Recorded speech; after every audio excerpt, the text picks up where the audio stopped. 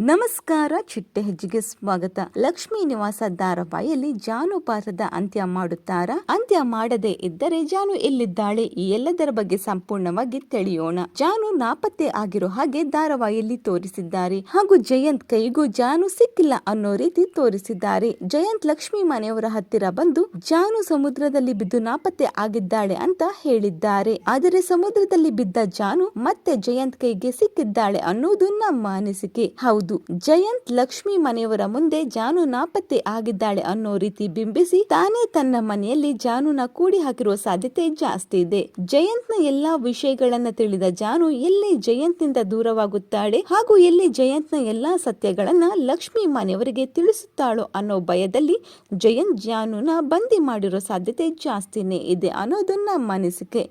ಈ ಕುರಿತು ನಿಮ್ಮ ಅನಿಸಿಕೆಗಳನ್ನ ಕಮೆಂಟ್ ಮೂಲಕ ತಿಳಿಸಿ. ವಿಡಿಯೋ ಇಷ್ಟವಾದರೆ ಲೈಕ್ ಹಾಗೂ ಶೇರ್ ಮಾಡಿ. Thank you.